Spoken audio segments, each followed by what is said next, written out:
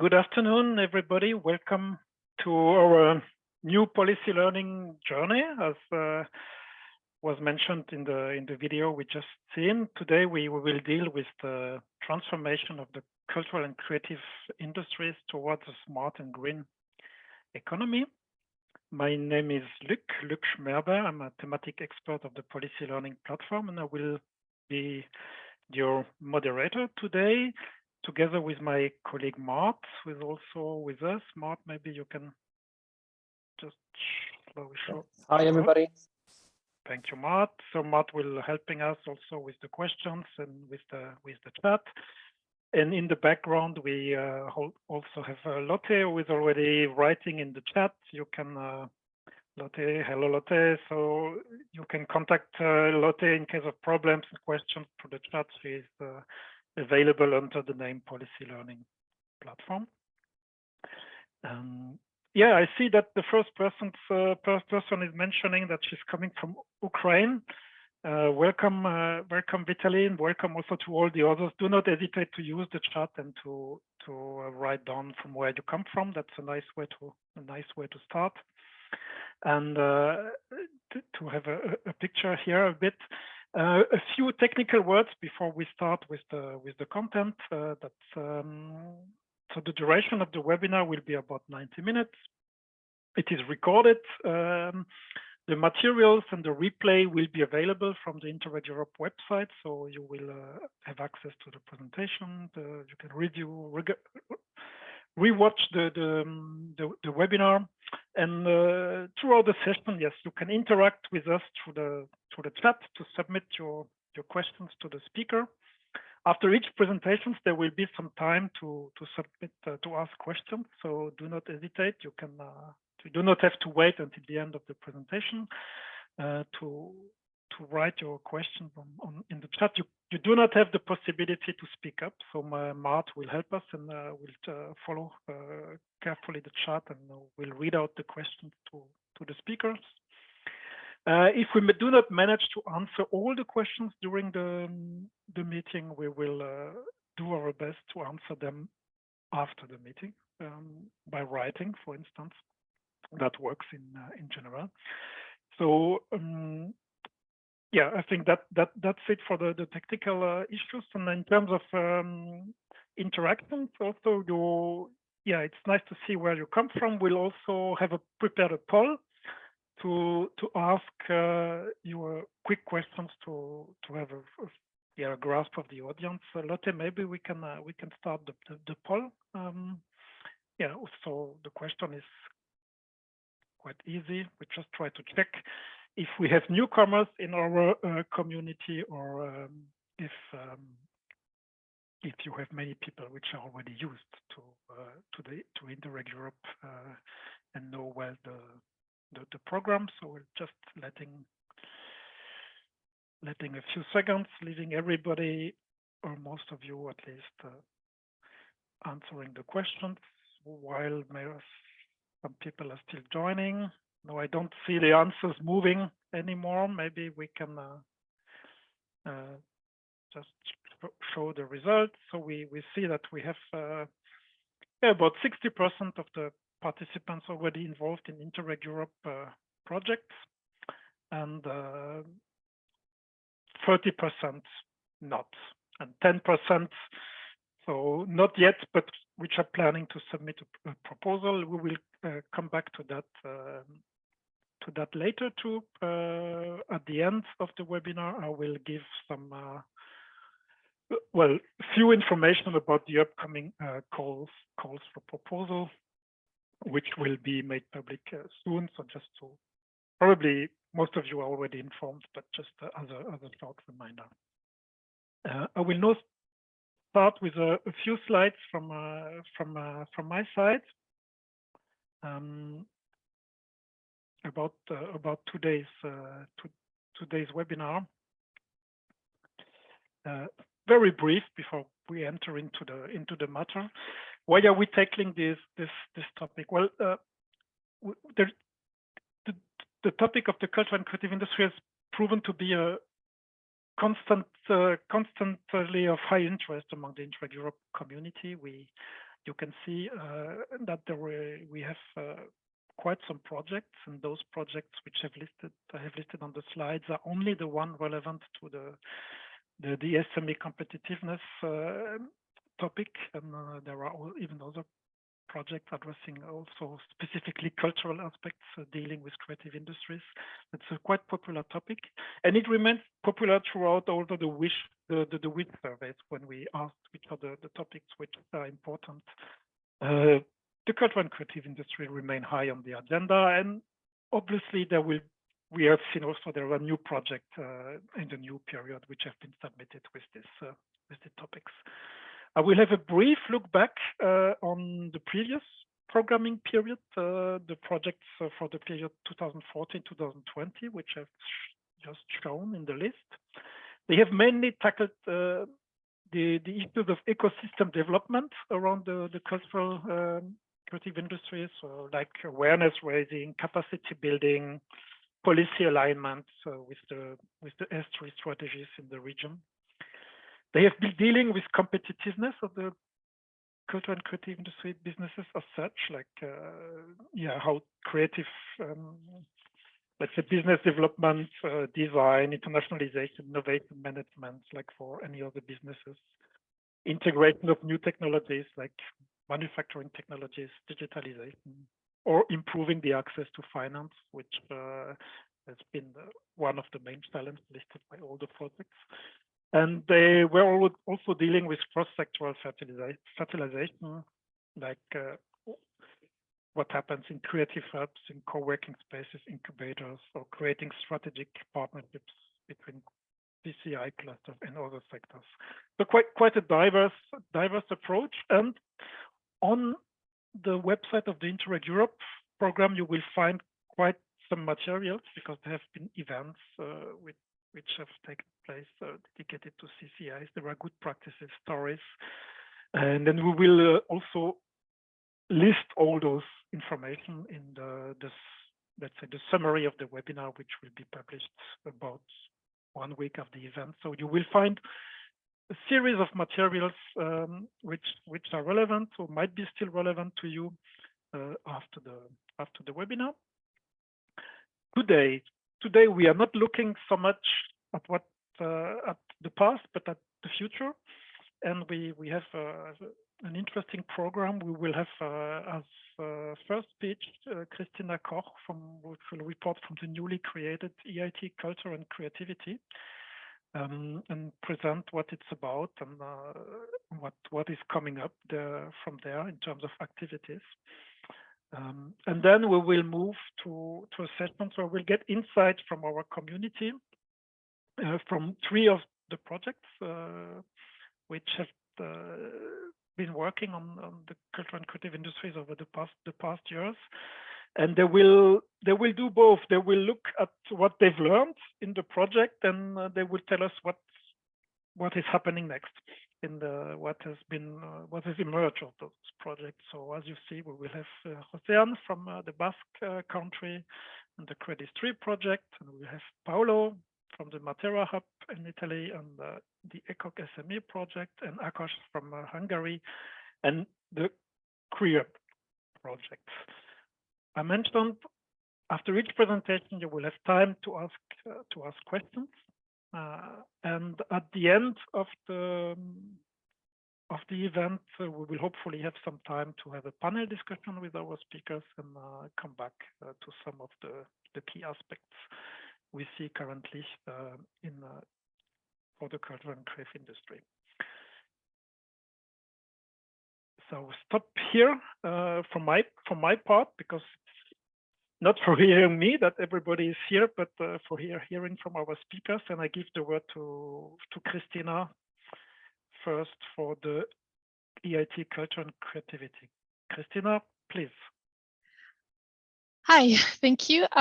Yeah, just a brief introduction. I'm Christina Koch. I'm the head of the coordination unit for EU projects at Austria Wirtschaftsservice, which is Austria's national promotional bank. And I also have another role, which is I'm the community manager of the EIT Culture and Creativity of the co-location center in Southeast Europe and Alps. I would like to start with some inspiration, and I would like to start with a video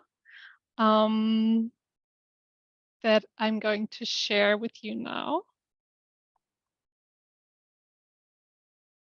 So.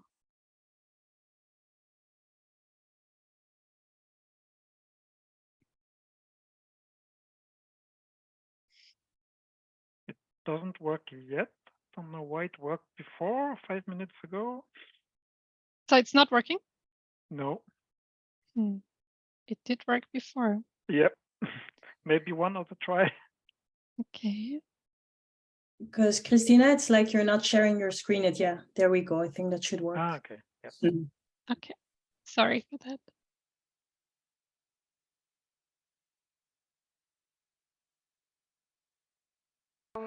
Today, like never before, humankind is facing unforeseen challenges.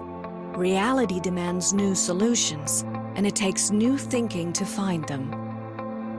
We believe the front door to innovation is diversity, and Europe holds the key, because nowhere else can such a cultural mix be found. Where insight is backed with research, where experience collaborates with determination, where thinking is boosted by technology.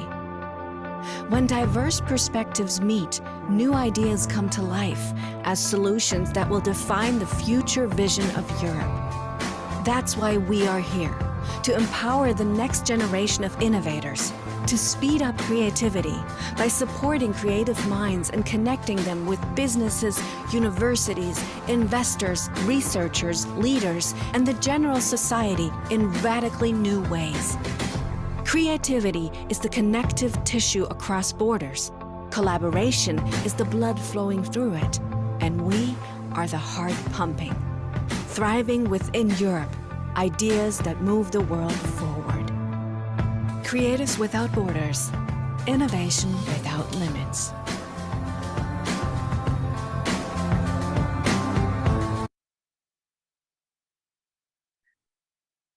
So that was an introductory video of the EIT Culture and Creativity. I will try to share my presentation now. Is it viewable in full screen?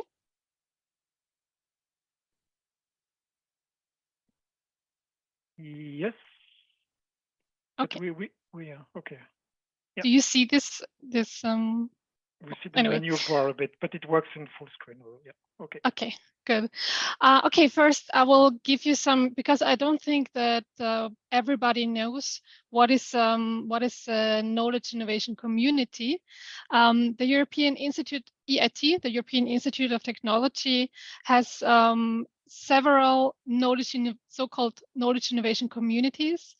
There are altogether 9 on different topics. So they've already existed for almost 10 years, some of them. And so every couple of years, a new one is starting. The ones that are already existing are, for example, on food, on climate, on digitalization, health. And since this year, there is also a new KIC, which is focusing on culture and creativity.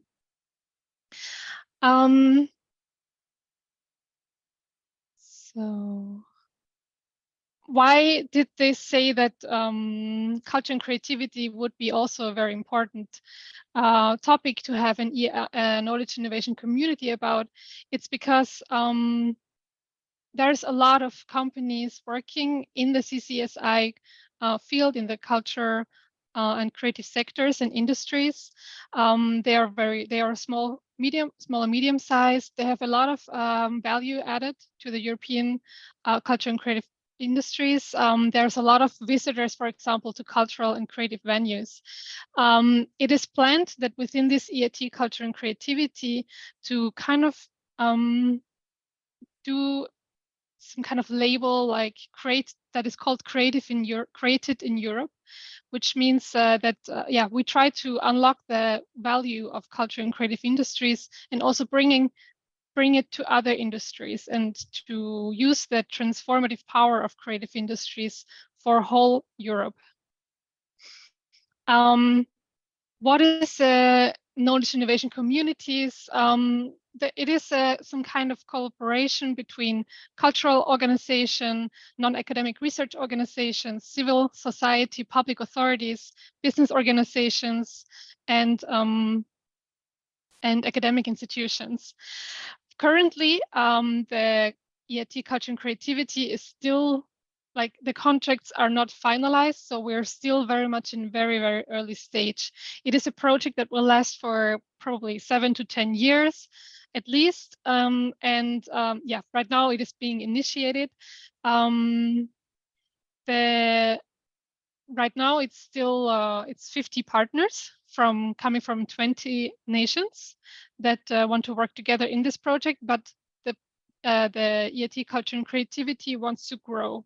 I'm going to tell you a bit later how you can join this initiative as well. So it's going to be open. The membership schemes are currently being designed. There will also be the possibility for micro enterprises, for artists and entrepreneurs to join, but of course also for other organizations and universities. To ensure the coverage and proximity, and because it's a very big project, we're planning on being probably between 200 and 300 organizations working together. We don't only have the headquarter, which is based in Cologne, the lead partner is Fraunhofer.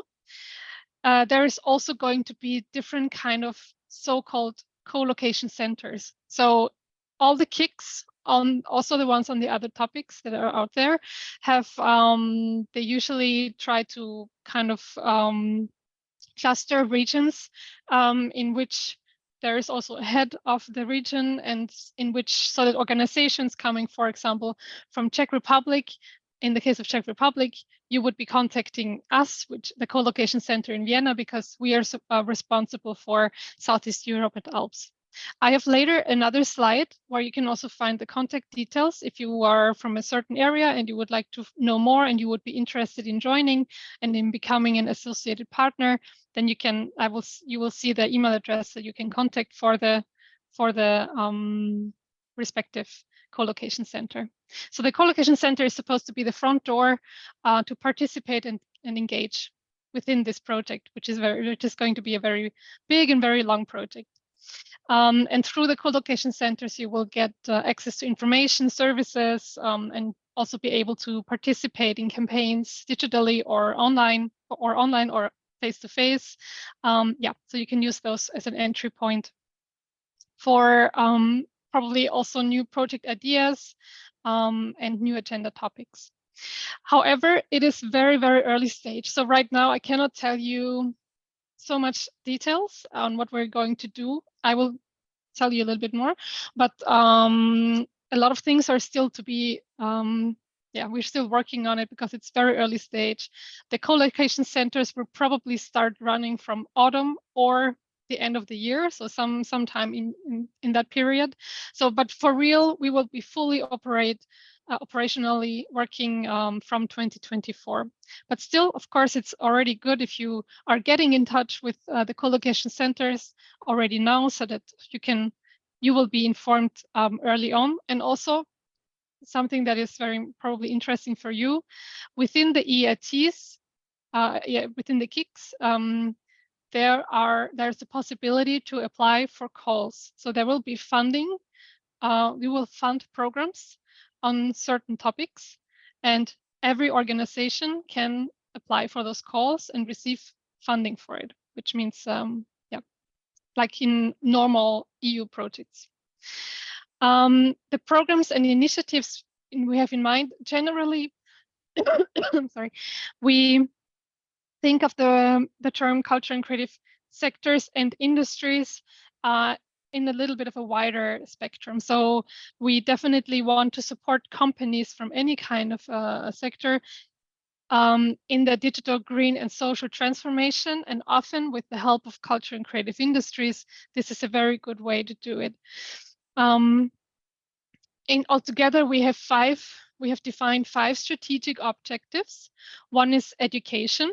So it is planned to do new master programs, for example, for students, so that they would also to learn like cross-fertilize other sectors with creativity and design as a transversal skill. So it is planned to finance pilot master programs that are trying to bring the culture and creative industries also to the wider economy, and to the so that also the whole spectrum of industries would benefit from their skills.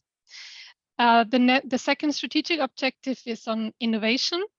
One thing that I mentioned before is we want to enhance the triple transition, which is the green, digital, and social transition, with the help of cultural and creative industries. And there will be also calls focusing on this topic.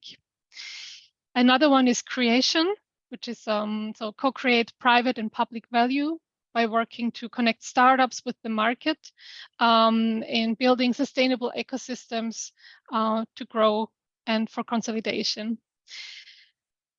And the fourth one is on society. It is important to also have some social impact and value-based cultural enterprises. One topic that we're thinking of here would be fashion. Fashion is one of the industries that produces a lot of, well, it is an industry that is not very sustainable yet. There is a lot of potential to make it better, and this is one thing that we're going to do, and this is one topic that there will be calls on, and that will be financed in order to, for example, one idea could be like, if it's designed in Europe, that you also have the kind of the label like, okay, design in Europe means also created in Europe, and that means that it's sustainable and and green.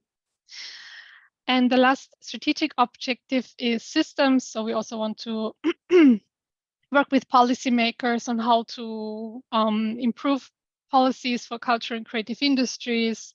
Right. So to have the whole spectrum on supporting culture and creative industries, and we will do that with different flagship initiatives. Something that is we already think of is some kind of IP marketplace or an investment club. There should be also like policy clubs for policymakers, and we want to bring along novel narratives to all industries.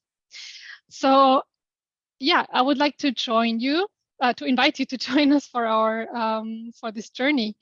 One thing that I mentioned before, there will be open calls for proposal where you can apply for, and it will be an open call. So it's not mandatory to be a partner of the EIT Culture and Creativity. The call will be published probably in March, so very soon. I would really like to invite you to contact your co-location center and tell them that you want to be on their newsletter or on their information, and that you would like to be informed once the call is open, and then you can check the calls in March, which will be open, and maybe something could be interesting for you to apply for. And also it could be interesting for you to become a member of the EIT Culture and Creativity. The different member schemes, as I mentioned before, are still to be, we're still working on it. So, but this will be available soon.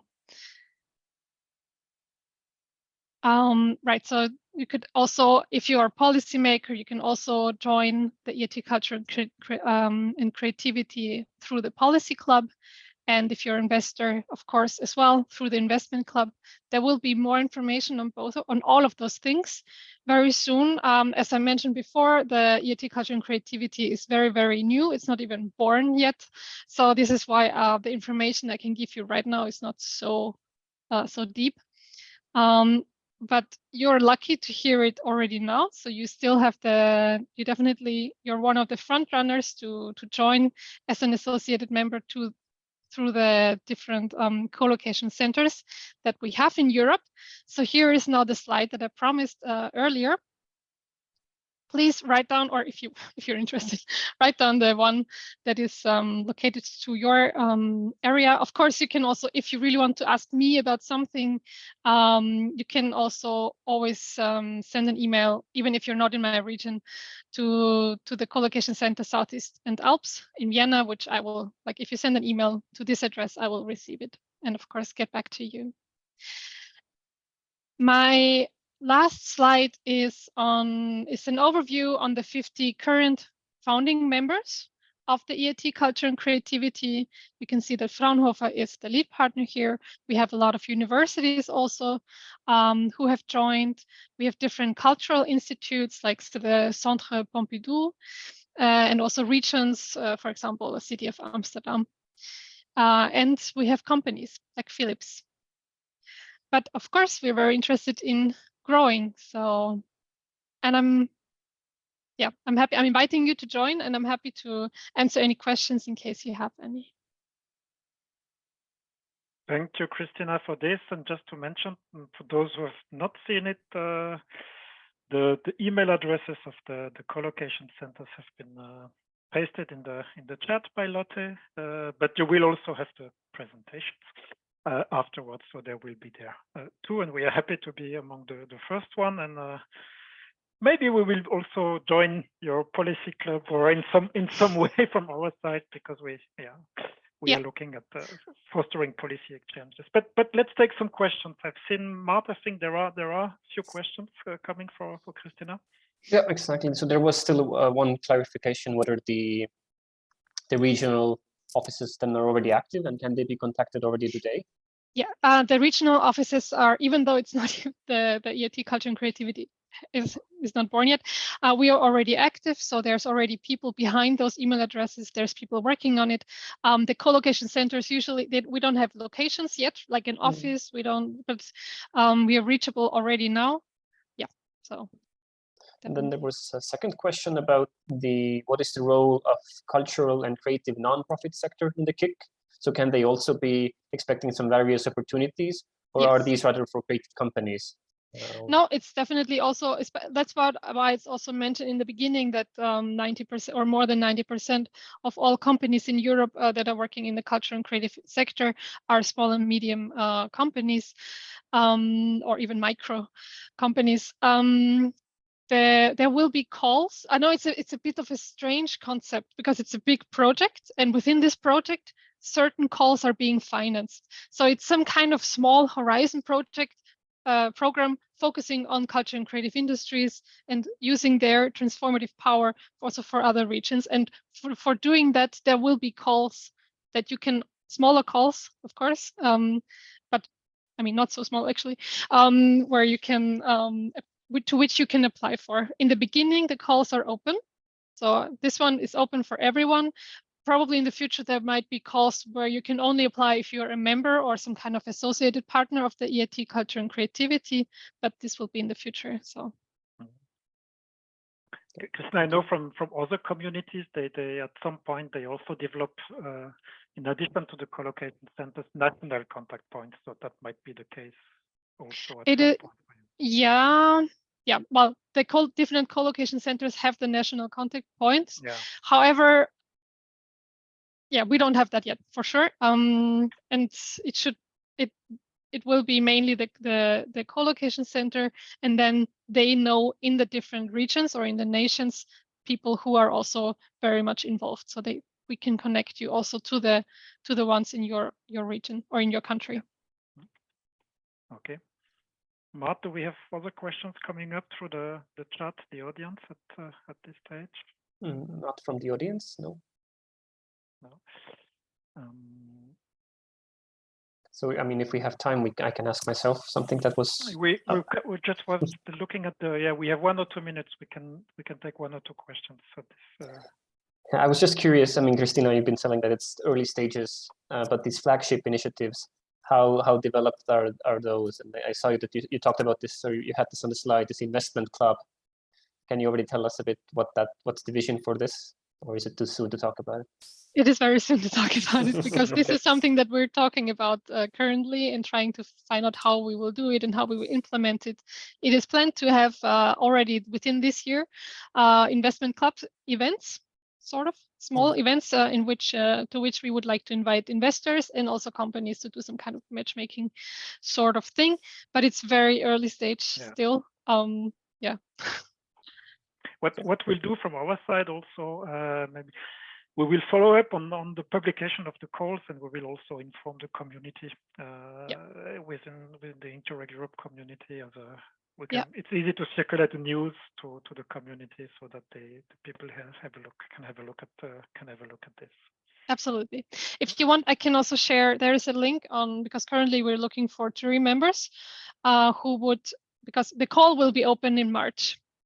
And it will be open for probably 6 weeks. We are looking for jury members who would support selecting the projects, the best fitting projects. It is, of course, if you are a jury member, you cannot you cannot work on your own application. Yeah, of course. But that could also be interesting for some of you, for some of the people listening here, because it's as it's the same as it is within Horizon Europe. It's a paid. Maybe you can, if you have the link already. I will share the link in the chat.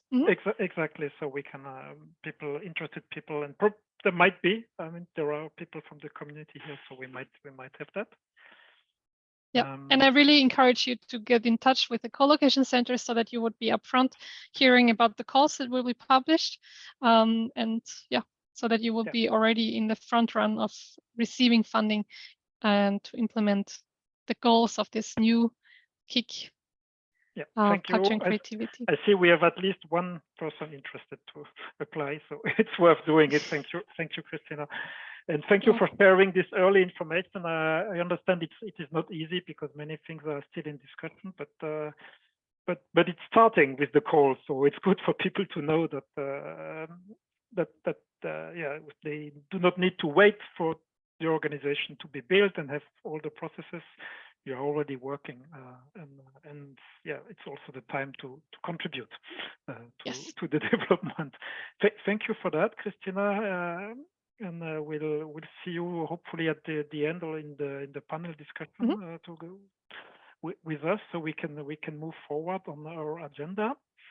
And now we will look. Yes, I see questions. The presentations and contact details information will be shared after the event. So in case you might get back to Christina or to the EIT also directly to the emails. And Lotte has also already published the emails from the different co-location centers. So Christina is located at the Southeastern Alps Center in Vienna, in Austria. So there is an email address already in the chat for that. And she also indicated a direct email address. So we move to the projects and the experiences from the Interreg Europe projects, looking back for one side and looking also forward on the other side, what they've learned and what they made out of this. And we have 3 presentations today, and the first one will come from the Basque Country, from Josean.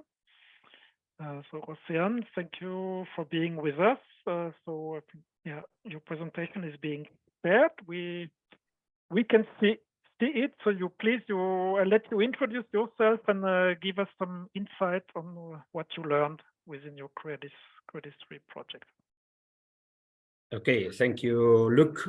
And hello to everyone. Thanks to the organizers of this webinar for inviting us to participate. I am Josean Urdangarin from the regional government of the Basque Country. I am head of the Cultural and Creative Industries Service. I'm going to try to resume the main lessons learned in the Credis 3 project. This is the path we have traveled from the territorial action plans to the smart specialization in cultural and creative districts. So let's go to the next slide, please. about Creadis 3. Creadis 3 is a closed project from 2017 to 2021. We were 6 partners: Central Finland, the Ministry of Culture of the Slovak Republic, Western Greece, Wallonia, Emilia-Romagna, and Basque Country. Actually, at the end of this year, we will see the impact of these projects in each of the regions after 2 years of the finishing of the project. So we will have a clearer picture of what is happening in every one of the countries and in the regions with their respective policies. So in the last year of the project, 2021, we have tried to condense and a little bit resume the main lessons learned. You have all the information there in this link that is below, lesson learned in Creadis 3, with more detail. So we can go a little bit to the next slide, and we have the main conclusions from 2 points of view. One is an internal vision of the project, a little bit made amongst all the coordinators of the project in each region. And the second point of view is a little bit an external point of view, more of the long term. I am going a little bit to remark when we have been writing these conclusions and which is the actual situation. We had 3 conclusions, main conclusions from an internal point of view. First was a little bit that our starting points were very different, and is listen to the real needs of each context. We have very different situations, and this is very important for the beginning and the development of the project. There are some situations that are still trying to give form to the policies, and there are other projects that they have their own creative districts and they are developing those creative districts. So this is, I think, in all the projects is like the same, but it's very important. The second conclusion is that even if it takes more time, it's more recommended start from a multi-level governance model. I mean, not just the collaboration between the public and the private sector, also the different levels in the public sector, from local to governmental, and also with different levels of stakeholders. So it's better to take more time to define and to make participate more people for the strategies, and not go with a very quick and not very founded idea of what we are doing. This remains the same for us. I mean, we are constantly evaluating what we are doing from this multi-level governance model. The third one is the advantage of relying on collaborative models and go to cross-fertilization, but with innovation as driver for other sectors. This is one of the conclusions that is more clear for all the participants of the project. I mean, innovation gives you a little bit the key to go to other sectors also and make your sector more flexible, stronger, and more used to transversal policies, avoiding a little bit the silos policies. So the 3 are important, but the second and the third, I think, are really now in the mainstream. If we go to the next slide, we will see the conclusions of the external point of view. This is more from a long-term European innovation strategies perspective. So we have like 5 main conclusions. First is not to be very conservative with innovation. I mean, innovation brings innovation. So use this innovation spiral system for CCIs. This gives you a little bit the way to arrive to more developed cultural and creative districts, and also go to other different ecosystems. As example, in the 6 partners, we have Wallonia and Basque Country that we have creative districts, cultural and creative districts. Also, we have Emilia-Romagna that is more going with the path of the clusters and also of the knowledge transfer. After, we have Central Finland that is a little bit another strategy that is going by gastronomy and well-being with transversal policies. We have also Western Greece that have new hubs and a new international model of developing. And finally, we have Slovak Republic that is defining new strategies that are aligned with their own situation, and they have developed different documents a little bit to go on with new policies in CCIs.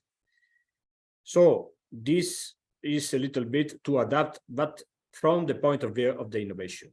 The second is beyond rhetoric. It's necessary to measure.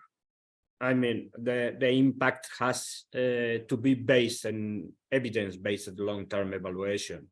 So it's not just go to new El Dorados. I mean, these kind of policies are not easy, take times, and it's not just a solution for 2-3 years policies. That doesn't work. The third one is also consider also the non-economic dimensions.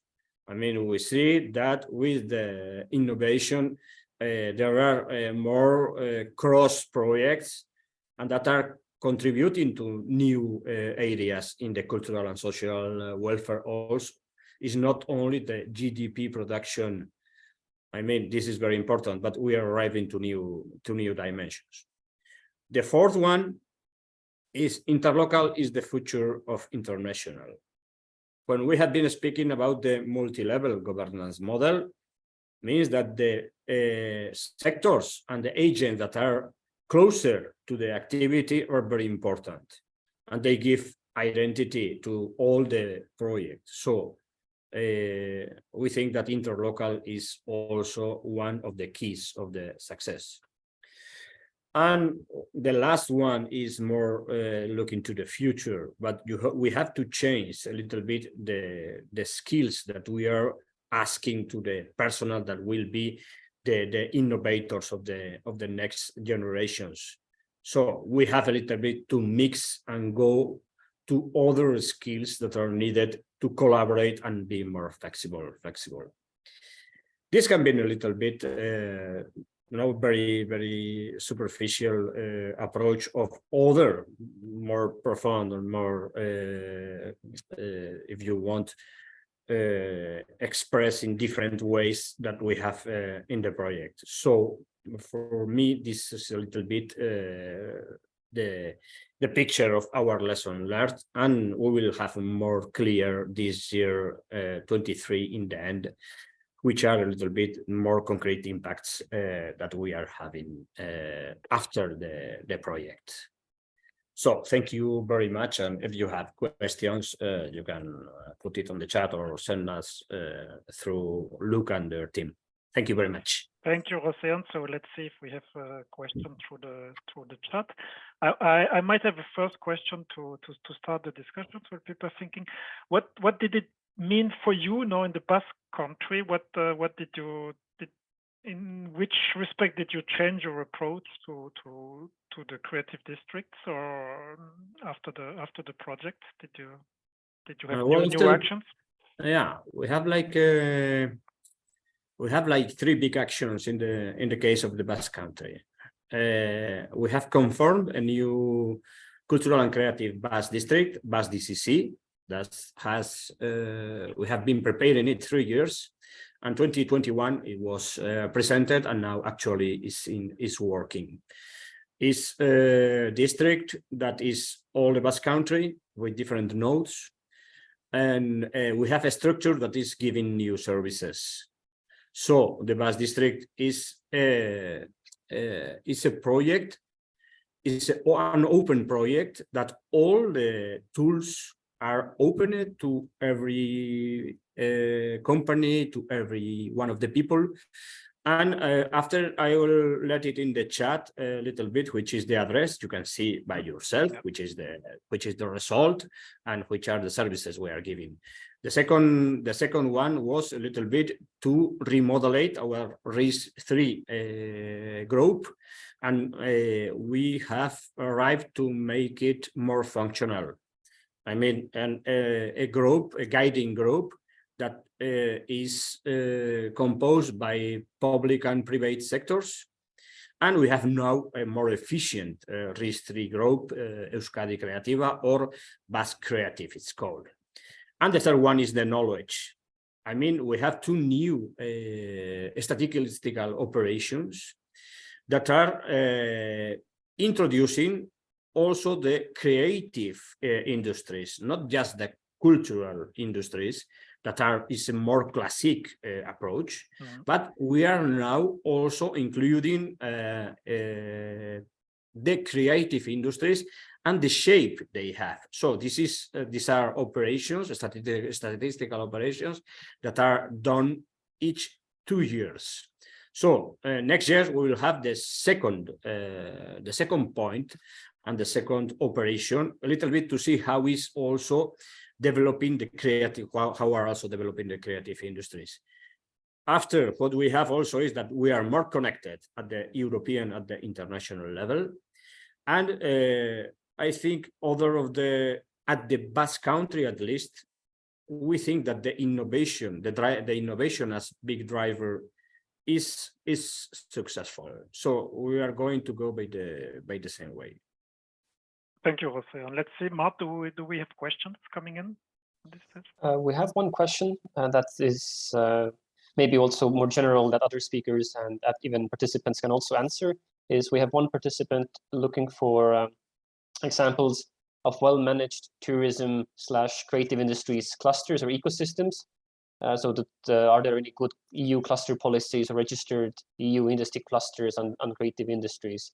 So I don't know, Josean, whether in your region you have a creative industries cluster that's working well, or maybe the other regions you had in your project, you had some contacts with some good business clusters in the creative industries.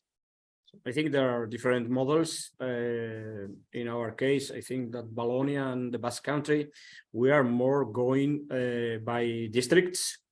In the case of Emilia-Romagna, you can see a cluster that is a little bit doing the same, but from a cluster perspective. So in the link you have in the PPT presentation, you can see this model of cluster and how they are acting and impacting on the cultural and creative industries. So you can see the different models. Okay. Thank you. It's a good. Pelavo, I see we might also look after the webinar on what we can find in the resource of the Interreg Europe knowledge platform. We have good practices and different projects we dealt with those activities. So we will try to answer in a more, to give also some more examples, more that which is not really possible now directly online, but anybody aware of a good CCI or tourism cluster is welcome to write it down in the chat, and then we will come back to Pelavo. I'm losing my voice, so I'm taking the occasion to move to the next speaker. Then, Jose, and we see you again at the end of the meeting. So we move from Spain to Italy with Paolo. Paolo is happy to see your computer works again. I had like a breakdown at the wrong moment, but I'm here, and I hope you can hear me. We can hear well, please. You can try to share it. Okay. So I'm going to share the screen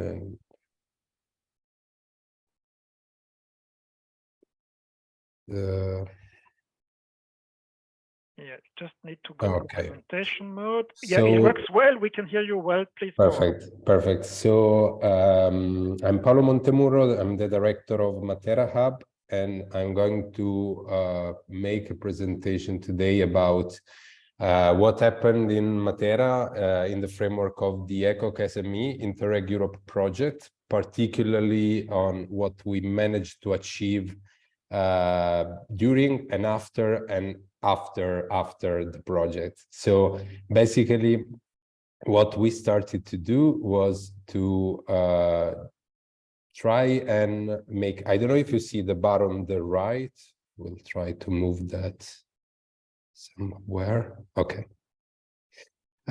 So basically the project was about trying to make and understand how the regional economy of those cities and regions that are hosting the title of the European Capital of Culture could have developed around, of course, creative and cultural sector, but also other economic sector, a strong economic development if the policymakers would have been able to work properly on policy instruments. And of course, we have been the partner responsible for the action in Basilicata and specifically for the city of Matera, which was European Capital of Culture in 2019. In our work in trying to implement the action plan of our Interreg Europe project, we created a strong cooperation with one partner, a local partner specifically, which is the cluster for cultural and creative industries called Basilicata Creativa. Of course, the experience of Matera 2019 has been a very important one, not only for our areas, but I think also for Europe, because it has become very visible the importance from the economic point of view of an European capital of culture. We can say that not only the creative and cultural sector had a growth thanks to the ECoC, but also other sectors that are somehow related to it. The cultural one, more involved in the cultural program, the creative industries more linked to the economic area, and those sectors like tourism, for example, that have a natural connection with the power of creativity and culture.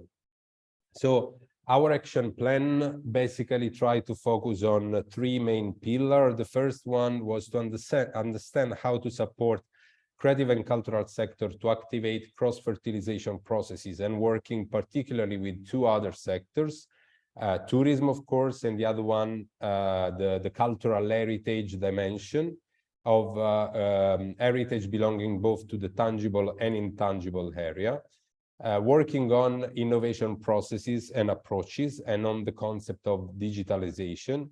And the third pillar was to try and understand how to create a local microsystem, putting together creativity, culture, tourism, and make sure that they were fully supported by our regional government through very focused policies. The action plan was all about trying to activate acceleration processes, helping companies to develop innovative business model, particularly understanding how to collaborate with the creative sector. Of course, starting the process to promote sustainability in the terms of what the Commission had in mind for the EU Green Deal, trying to work quite a lot on talents and young people, because our region was very much in need to fight youth unemployment, activating and the recovery of cultural sector and tourism sector, particularly after the pandemic, because our project was really starting the action plan implementation phase during the pandemic. What happened in details? So we basically found 10 pilot sites where to start working on prototypes. We supported operators from the creative and cultural sector, developing specific new technologies to valorize these sites, to valorize the creative and cultural actors of those sites, or to valorize the cultural heritage. we work to understand the power from the point of view of connection and networking with other areas of Europe that had the same needs and experiences.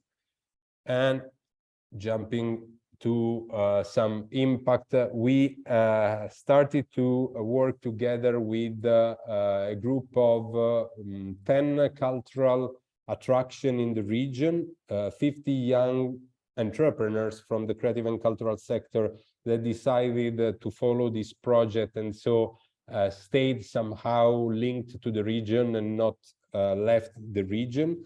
And in particular, we work with some 100 innovators that at different level, both from the creative sector, the IT sector, the tourism sector, decided to invest in this smart lab in order to generate new prototypes to work locally. Why I said that here there are some of the results, of course. We work with the gamification, we work with the development of new experiences of transformative tourism. We used augmented reality to develop new visitors experience in the cultural heritage site. There was a focus on understanding which materials were more smart to use in the recovery of specific cultural heritage site and destination. So a very wide variety of action, and we have been lucky from one side, good from the other, to apply this methodology that was taking a little bit the step from the Open Design School in Matera 2019, in the framework of first the Basilicata Heritage Smart Lab, which was a project funded by our region, but then even more important, all this work and experience was used to apply for the call of the European Digital Innovation Hub.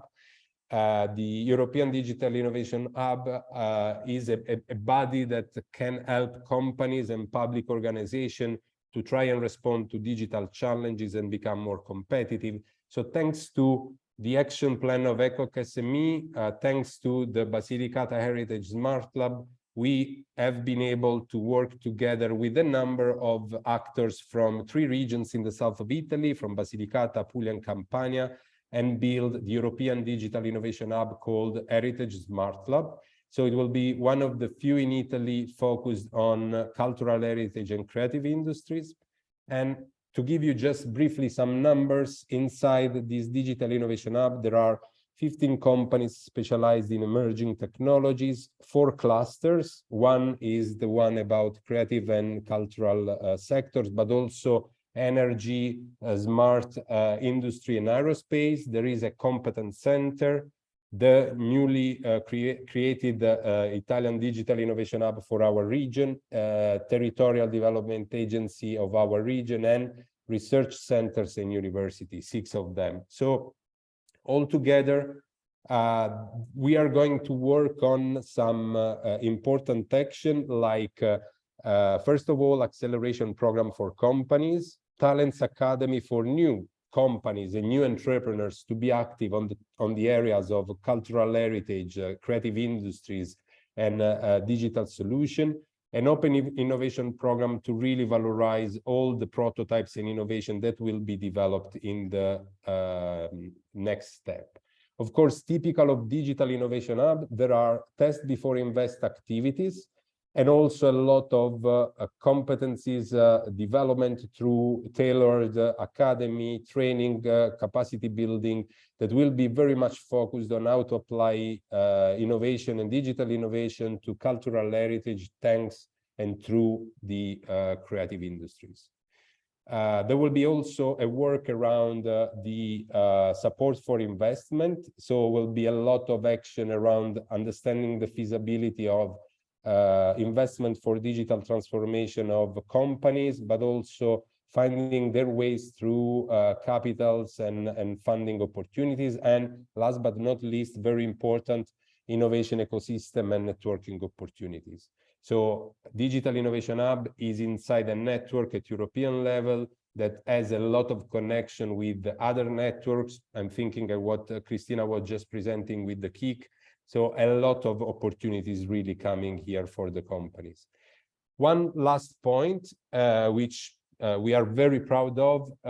Part of this work that we have started will be also the renovation and recovery of one big space inside our UNESCO World Heritage in Matera, the Sassi, that will host the activity of the European Digital Innovation Hub, and it's expected to open in the next month in 2023. So not only a lot of work from the point of view of competencies, access to funding, connection, but also recovery, a real space in the city of Matera, and giving it to creative sector and professional from culture and tourism.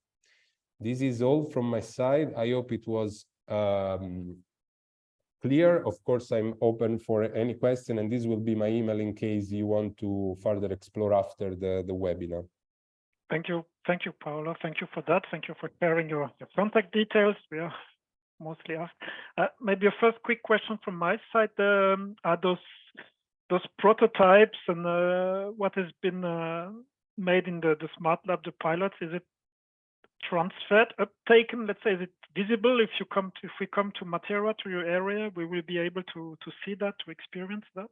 It is. There are well, what we tried to do was not only to focus on Matera, because Matera has been quite exposed to tourism and quite visible, but also to try and develop some of these prototype in areas inside the region which are less famous but still attractive. So if you plan a visit to Basilicata, there will be also this network of places where the Heritage Smart Lab has created prototypes, and it was a very interesting way to also find ways to make less known places more visible, and also innovate the way experiences can be done in the framework of new forms of tourism or cultural tourism, or this connection between creative industries and tourism that has become more and more relevant at European level, and that a European capital of culture definitely needs to valorize.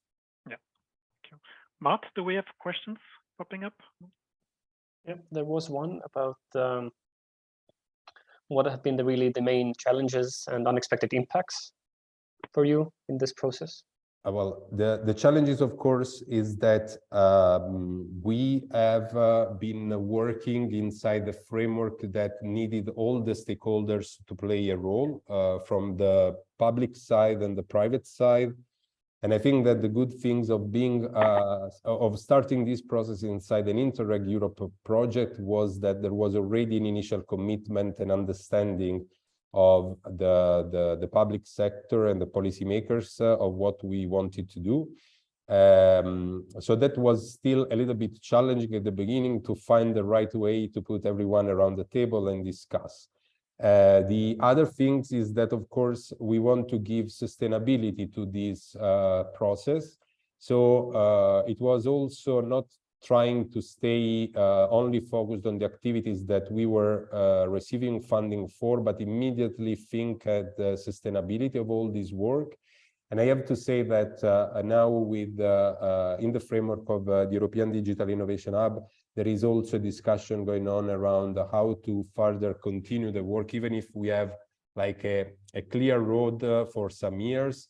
But already now we are starting to think on how to make everything sustainable in a way that when EU funding are not there anymore, the territory has developed its own sustainability towards the topic of innovation and culture, tourism, and connection with the creative industries.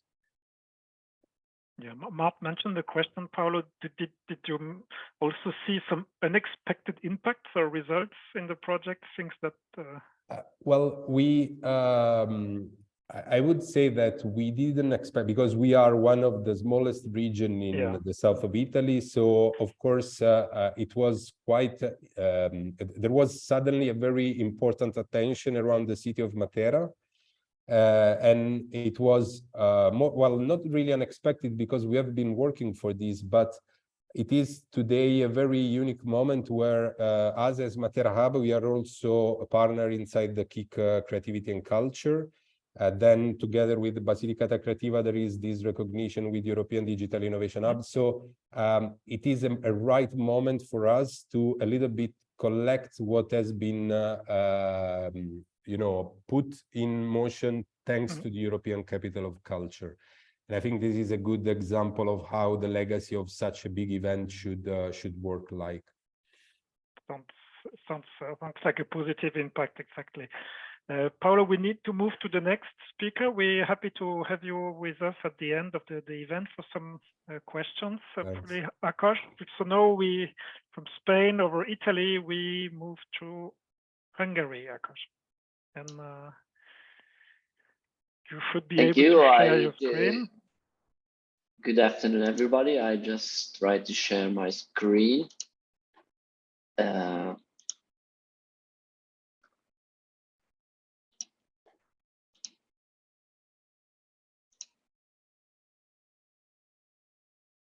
We can see it. We see it in full screen, Ákos. You can go on. Okay. So first of all, thank you for inviting me and give me the opportunity to share our experiences. On the one hand, from CreHub project, which is already finished. It was granted in the first round. And we have a good news that we have some follow-up activities with Cherry projects, which is just starting in March in Interreg Europe. So we have found some important follow-up aspects after CreHub. So that's why we decided to go further. But let me start from the beginning. So CreHub was led by Basilicata region, and it was planned to, or it was dedicated to make the hub for innovative regional development based on the creative industries. We had two main issues, two main approaches to follow. The first one was that there had been some difficulties to access credit and resources of the cultural and creative industries, and it was fully against to build effective partnership and extend their activities not just in their own countries but over their countries. And additionally, the second challenge seemed to be that the innovative branch of businesses had potential for regional competitiveness, but we haven't seen a right way to accelerate this process. And we have done a lot of nice activities and developed good initiatives. I would like to highlight three of them from our region, from Hungary. The first one was kind of supporting the networking of the stakeholder community of the cultural and creative industry. And that's why we decided to go for forming a cluster in art, creativity, and culture, and that become the base for all further activities in our region.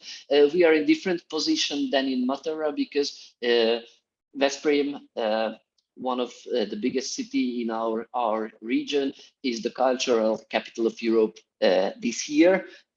So we had the opportunity to make some preliminary networks to support the preparation for this special year in our region. On the other hand, we have found important that to find the right youth communities and to mobilize them. That's why we have developed a kind of applications to involve them in cultural and creative development all over the region, especially related to community spaces, because it seemed to be a huge issue in our cities that these spaces are not well developed and well used. And the third one was was directly connected to the European Capital of Culture this year. it was the development of an acceleration program for the startup ideas, especially for the university community of our region. So we have developed an acceleration program, and we up to now we had 2 rounds, and some of the accelerated startups are involved in the Capital of Culture program, and we have connected it with seed capital. So somehow we try to give answer for the first challenge. So how to reach the financial sources, and additionally we have connected it with startup mobility. So we have supported in the past 3 years more than 20 idea owners. Most of them are directly created to CCIs to go to other European territories and learn from a kind of well-experienced companies. So what we did or what we achieved in Hub is kind of efficient networking together with awareness raising for use, and somehow accelerating business ecosystem. But after some years, we have seen, so we have finished Hub into 2019, and we have seen that the external conditions cause some vulnerability in this sector. Additionally, there seemed to be a growing impotence of non-site-based activities. And finally, the valorization of natural and cultural assets need to be strengthened. So that's why we decided to step further, and now we are starting Cherry project in Interreg Europe. We are especially in our region in the project, we are focusing on alternative digital services. So our goal is to better connect the cultural activities, the tourism activities, and the digital services, because we see that creative projects itself includes digital technologies, and our goal is a better connection and joint project development of cultural and digital operators.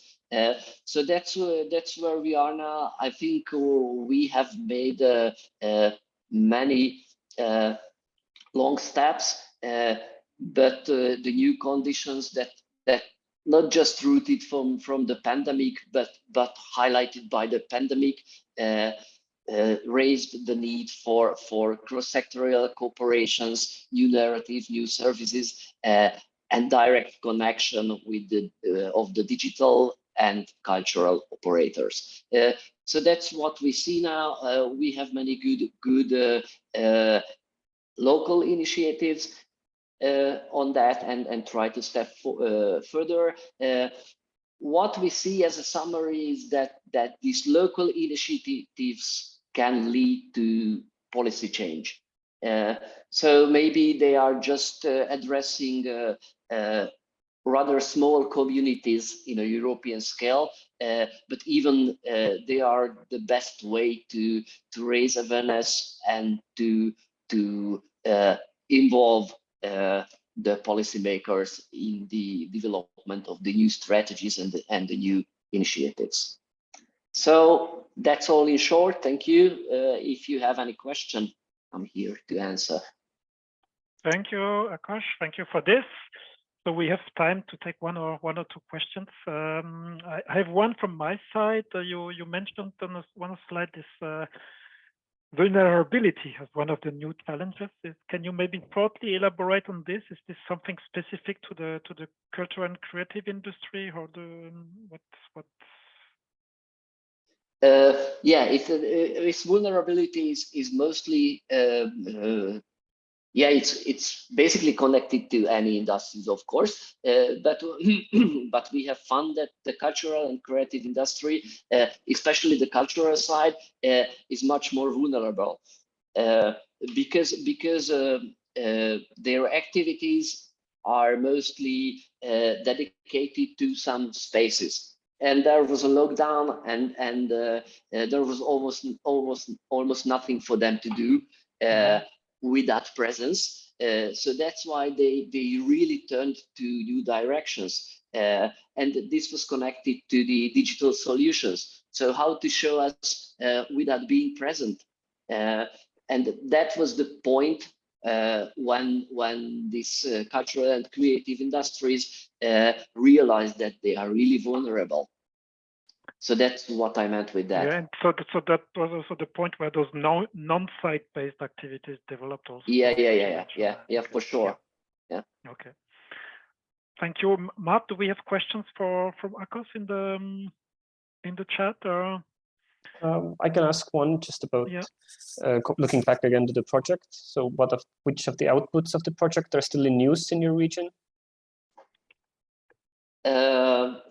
Fortunately, the acceleration program is still running. Nice. So it's a really nice one. Year by year, we have once or twice a year an acceleration run, and the concrete topic is changing year by year. So now the next one will really dedicated to this twin transition of digital and cultural transition.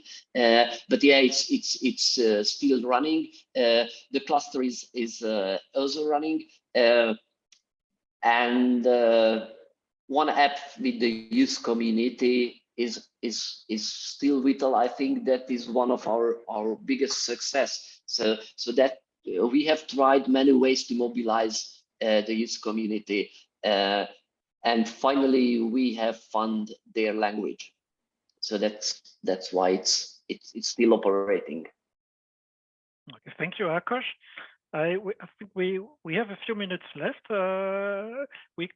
Maybe Josean, Paolo, and Christina, you can come back to us, and we have a few minutes for discussion, as I mentioned. I would like to let's say to rebound on some aspects of your presentation, which we have heard. We have several, I think, which are interesting. One, I would start maybe with the cross-fertilization aspects. It's something which was mentioned at several times, obviously, and I mentioned at the beginning it was a key aspect of different cultural projects. And we heard a lot about cultural and digital, and cultural and tourism, or cultural and digital and tourism. And I wanted to ask if you see also potential or strong potential for cross-fertilization in, let's say, in other sectors beyond let's say the most obvious one, which have been dealt by many projects like tourism and digital operators. So this is my first question. Which sectors, or where could you maybe see potentials for cross-fertilization? Who wants to start on this one? Ákos, you look like you want to answer. Yes. Yeah. Because we have one significant sector where it is really works. It's the waste management, especially the reuse and recycle. Okay. So we have found many new solutions by widening the community involvement, and it seems that the creative solutions are just coming to the sector as well. But it needs a kind of a mindset change from both sectors, because the waste management part or the reuse part should turn to more creative, while the creative one have to have some technical mindset on the issue addressed by the waste management. So in our case, in our territory, this is a really significant case to cooperate. Maybe something for a project. Yeah. Josean, what is your perspective from the Basque Country perspective? Okay, well, related to cross fertilization, there are, I think, in many places there are new areas and new domains. From a structured point of view in the Basque Country, and I think in Europe also, related to the three current transitions we have in the Basque Country and in Europe, social, digital, and environmental. Here in the Basque Country is a new project 2023 now, that a little bit are proposing from the government as transversal policy, transversal tractor initiatives. This is the different priority groups of the RIS 3 are going to work together to answer to the new current challenges. We have three challenges actually that are going to mix the different RIS 3 groups of the Basque Country. One is healthy aging, the second is circular economy, and the third is electric mobility. Probably from the cultural and creative industries point of view, the two first, healthy aging and circular economy, have more impact. And also this is more local from the Basque Country. We are working since 3 years ago to mix cultural and creative industries and gastronomy. Okay, this is a very active area in the Basque Country. And a little bit, the languages are very similar. I mean, in the creative aspects of the gastronomy and also in the creative and cultural industry. So here, this is the structural new way is this one. Mm-hmm. So these groups that are a little bit the ecosystems are beginning to mix for these tractor initiatives, transversal tractor initiatives, to do big projects. I mean, that are a little bit demonstrators of new ways to answer to these challenges. Okay, so you're fostering that from the government point of view. Mm-hmm. Okay. Paolo, you focused a lot on tourism and digital, but yeah, actually we are also experiencing something new, and we are doing that. It might be interesting for a further connection with Josean. We are doing it with a municipality in the Basque Country that is called Ermua. Basically, we are working to bring creative and cultural professional inside what is now the process of social housing renovation of a neighborhood in this small city. From Matera, we are bringing one of the experience that we had during the Capital of Culture, which was the community engagement and the element of social innovation driven by creativity and culture inside the neighborhood and communities. And so we will bring also, and we will involve creatives in order to better shape the community aspect of a neighborhood that have a strong social housing element. And of course, this is very in line with one of the other very relevant policy of the European Commission in this moment, which is the new European Bauhaus element, which definitely is a space where creativity is called to act in order to make the places, spaces, but also communities more open, equal, inclusive, and so on and so forth. Yeah, thank you, Paolo. Very interesting. Christina, do you have some insights from the new community, or maybe from your experiences in Austria?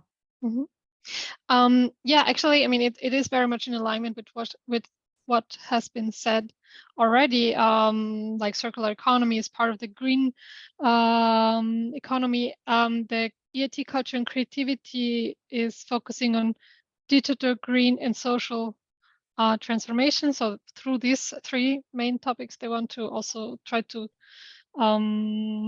connect them with culture and creative industries. But I can tell you that it is possible. It makes sense to connect them with any kind of sector. We did that in Austria for a while through the vouchers, where we were connecting traditional SMEs with creative industries, and we've seen very interesting projects coming out when they were cooperating with very, like, I don't know, producing companies or whatever. Like, all of them would definitely benefit. But for sure, the focus in the next years will be digital, green, and social areas. Yeah, thank you, Christina, and you by doing that, and also Ákos, you answered a bit also the second question I would have asked about the green transition. So it seems that in all regions now you try to connect the cultural creative industry with the circular economy, and looking for also making an impact in this dimension, which I say is expected from a policy point of view, but it's not so obvious yet from the projects that we see, which do not yet go too much in that direction. Maybe there is maybe in the new projects, and it seems there is a space for for new ideas in connecting creative industries and circular economy. So happy to have that confirmed by you.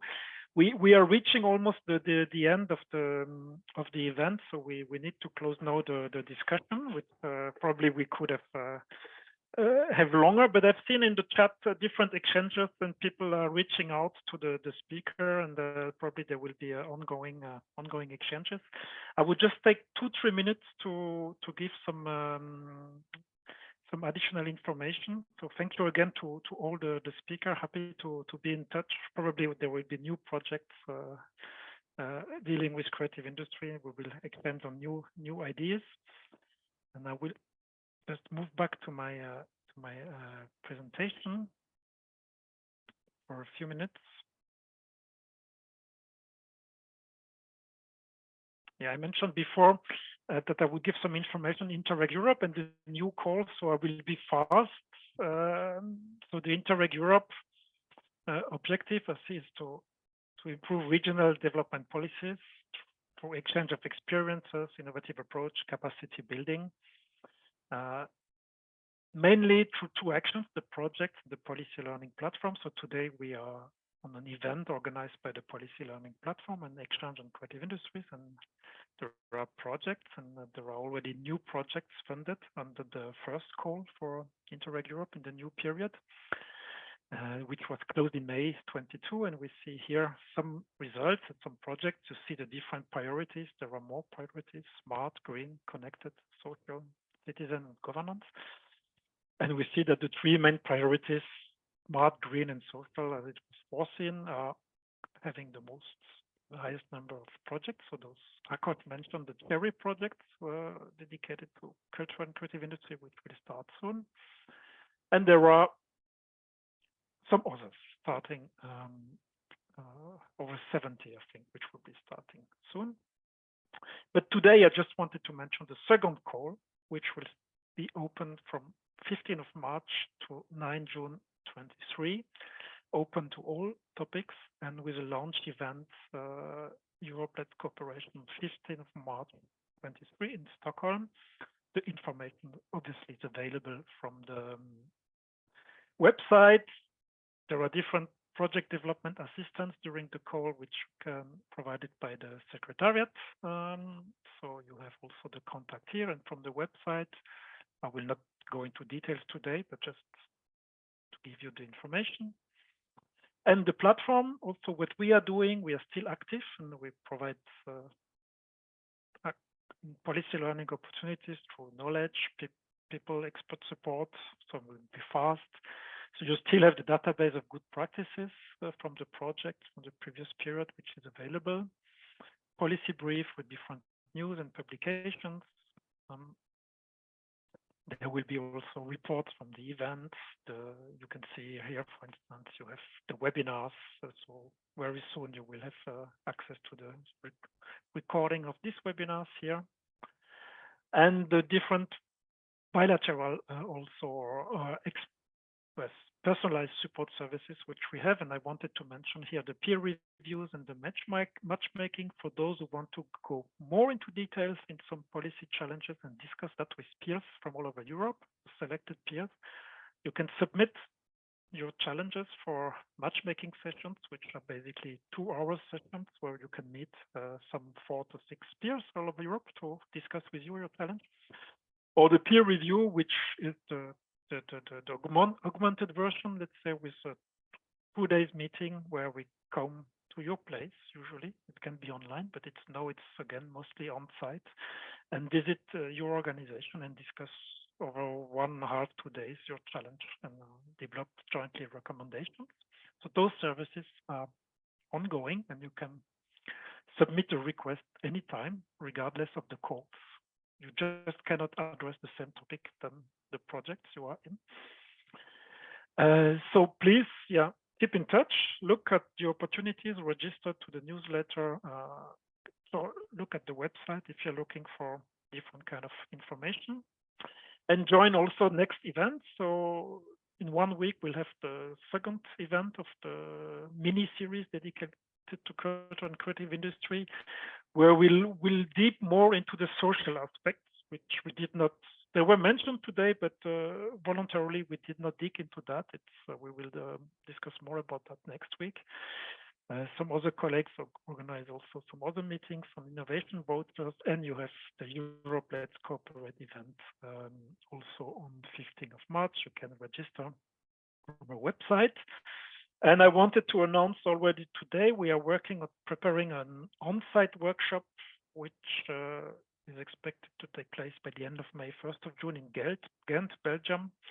It's still in work in progress also for the agenda and so on. So when it will be public, the community will be informed. But that might be also of interest to you, because it will be dedicated to also to economic development in urban environments. And together with our colleague from the innovation topic, we will also deal with fab labs, for instance, different kind of hubs. So that could be of interest, but you will receive the information in time.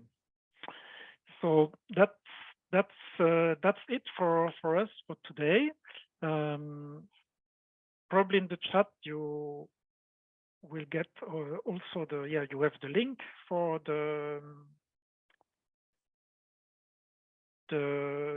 webinar next week, and don't forget, when the webinar will close down, the survey will pop up, and it is very useful for us if you take a few seconds to answer the survey to help us improve your events. And within 1 week, roughly, the summary of today, including presentations, will be available from our website. So thank you all for joining. A big thank you to the speaker for being with us today, and have a nice day. Goodbye.